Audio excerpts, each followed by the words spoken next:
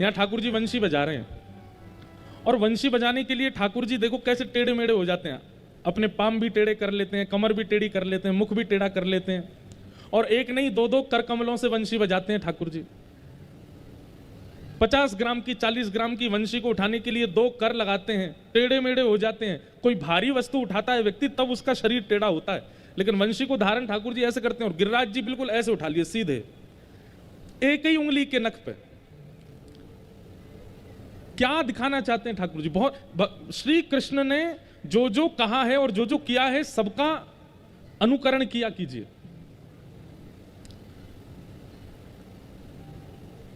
श्री गिरिराज उठाने में ठाकुर जी का प्रभाव दिख रहा है, और प्रभाव को ठाकुर जी ज्यादा प्रधानता नहीं देते।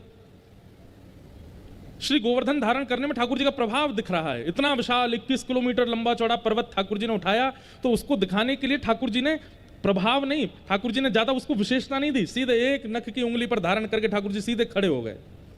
लेकिन ठाकुर जी के हृदय का प्रेम प्रकट होता है जब वो वंशी बजाते हैं, और वंशी को धारण करने के लिए ठाकुर जी 2 भुजा का प्रयोग करते हैं, कर कमल का प्रयोग करते हैं, अपने शरीर को ऐसा त्रिभंगी बना लेते हैं। अब आप कहेंगे इसमें अंतर कैसे? देखो, आपको किसी ने माला दी, बोले मंच बजाओ महाराज जी को पहना दो, आप आए और एक ही हाथ से माला हमको पहनाने लगे, तो देखने में कितना अनुचित लगता है।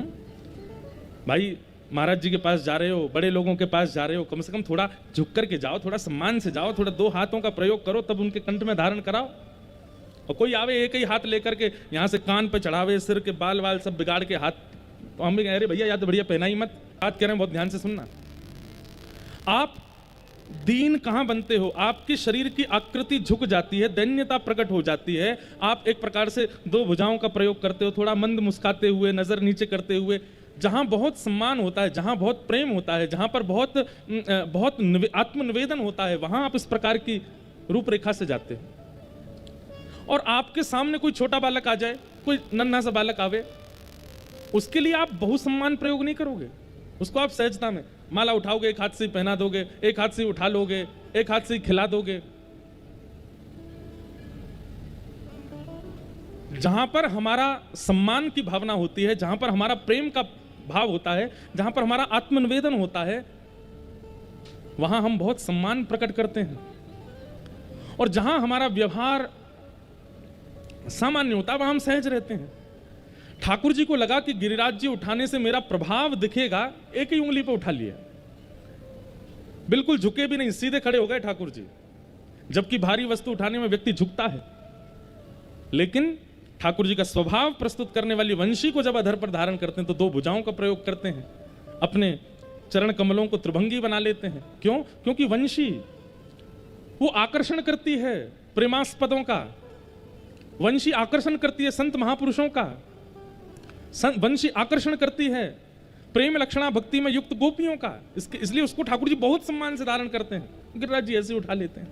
हम लोग उल्टे हैं, जहां हमें लगता हो कि हमारा प्रभाव प्रकाशित होगा,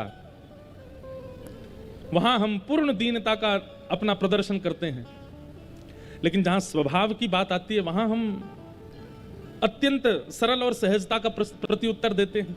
ठाकुर जी ऐसे नहीं है, ठाकुर जी को प्रभाव में विश्वास नहीं, स्वभाव। ठाकुर जी हमारे स्वभाव वाले हैं।